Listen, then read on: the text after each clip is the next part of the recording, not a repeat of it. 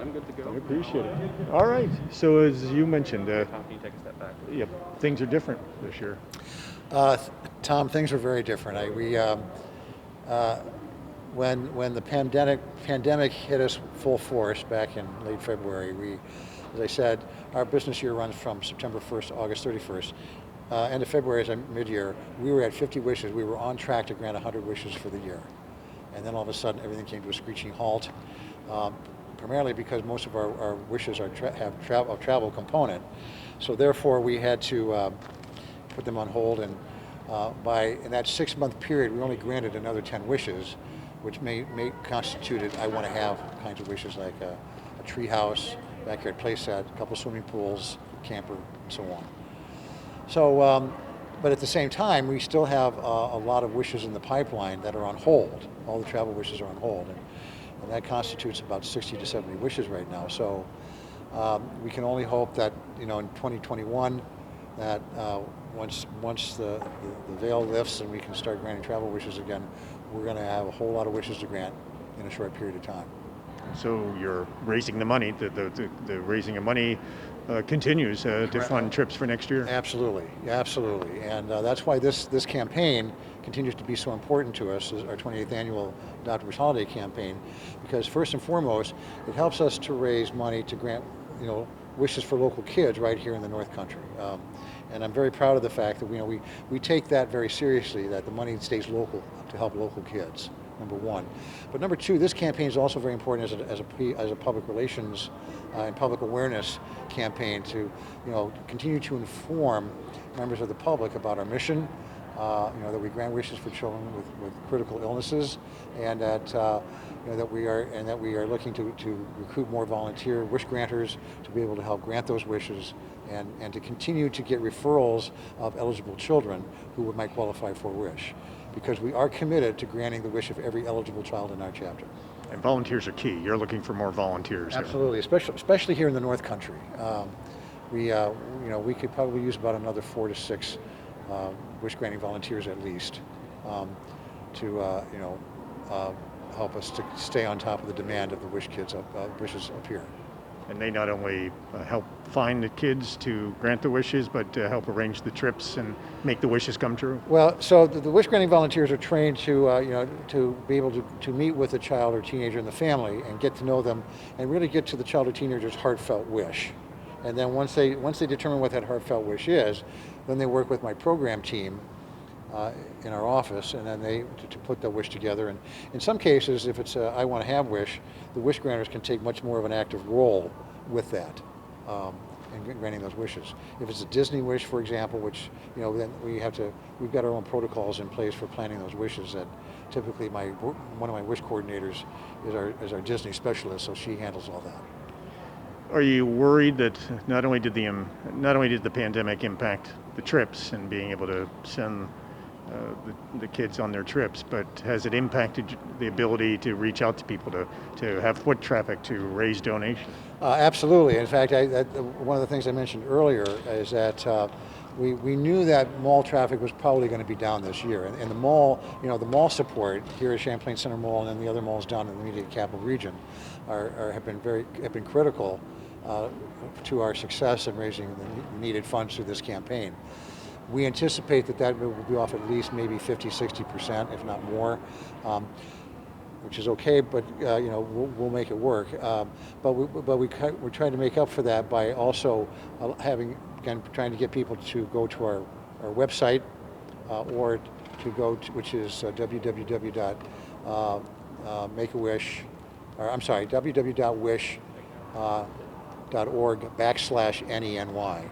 And or to go to our specific website for the campaign, which is aawc.givesmart.com, aawc.givesmart.com, and they can make a donation right there online. So the hope is that they may do it online from the safety of their home if they're not Correct. Getting out to the mall. That's right. And remind us, how critical is this holiday campaign for the overall program? It is incredibly critical. I mean, I would just say it's incredibly important because, again, not only as a fundraising campaign, but as a public awareness campaign. But I mean, the money that's raised from this campaign helps to fund at least 20 of the 100 wishes that we anticipate granting in the year ahead. So that's important. So it's very important. Great. What haven't I asked you that you Um, want to add? Nothing except I just want to say thank you to Mountain Lake PBS and all of our media partners for the campaign. I also, Glens Falls National Bank was a big sponsor up here. Upstone Materials, another a brand new corporate partner, which we're delighted to have. But also our volunteers here, and our wish granting volunteers, and also just the members of the public who support us, every day of the year. We thank you for that support, because you really, what people are doing, and our donors are part of our constellation, our Make-A-Wish constellation of stars, and without their support, we couldn't grant these magical wishes for these kids. And I'm just proud of the fact that we've never held up a wish for lack of funds. So that speaks to the generosity of everybody up here in the North Country that supports us up here. And remind me, Bob had sent me an email, and I'm sorry, I've got to get back to him. Is there a new element as far as trying to reach new people this year? Yeah, so we have one of the other new elements is that what's called our Wish Heroes campaign, which is a campaign within a campaign within the campaign, in which we're inviting people to consider becoming a Wish Hero, and by doing so, asking them to identify people within their network of their spheres of influence and networks, to consider making a $40 donation in honor of our 40th anniversary this year of Make-A-Wish, and hopefully maybe if you get up to 40 people, that's $1,600 that each Wish Hero can raise to help, which would also then go right to the campaign. And partly because it's the 40th anniversary, but also partly because of the pandemic and Correct. concerns that you Right. won't take in as much as you normally do. That's right, and the thing I love about the Wish Heroes campaign is that we were able to modify that and incorporate it right into this holiday campaign as another revenue stream to help ensure the overall success of the campaign. Great. And as we saw, the two ambassadors, they couldn't be here this year because things are different, but they had two great wishes fulfilled. Yeah, so Aubrey was the one, and Aubrey's wish was to go to the Paris Fashion Show earlier this year, back before. And I loved her wish. Actually, she was featured in our video that we did for the kickoff down in Albany last week. But I had a chance to tell Aubrey, there's this great picture of Aubrey, it looked like in some big hall in Paris, and she's sitting on a bench with another photographer next to her, and then all the paparazzi are behind them, but she's got it's almost like this front row seat, and she's leaning over, and she's got her cell phone, and she's taking these pictures of all of the designers and all of the models, and she's right there in front of all the paparazzi. And I said, "You go, girl." I thought that was awesome. And then Tyler, who's from Malone, his wish was to meet the Pittsburgh Steelers. And he had a great experience back in August. And what was great about his wish is that, the Pittsburgh Steelers are one of those professional sports teams that really get it when it comes to being a sports celebrity wish granter.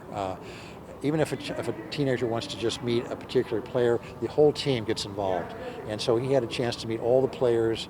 He had a chance to see all of their Super Bowl trophies.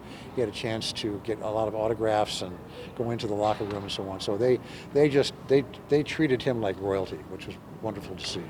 So luckily, they both were able to get their wishes granted, Yep. experience their trips of a lifetime That's right. before the pandemic. Yep. That's right. Good. Thanks, Bill. Anything Okay. else to add? No, just thank you. Great. Have a safe trip back down. Thanks. It's good to see you next to year. see you too. Hopefully things will get back to I hope so. Yeah, I'm looking forward to that. Grab a quick two-shot, Will, if you will. Yeah, let's hope that we get to that point. Yeah. You're doing well, though? Everyone's well? Yeah, everybody's good in my family. Everybody's good at the office. We're all practicing. All of the things that the governor's telling us to do. So I know. Yeah. just we just have we just can't let our guard down. I mean, I've even modified our celebrations for Thanksgiving and Christmas. It's just going to be 3 or 4 of us instead of 15 family members. Yeah, which I don't like, but I know. so we're just going to have smaller gatherings, just kind of spread it out a little bit. We're not going all together. Our family's down Albany way. We're just not going down.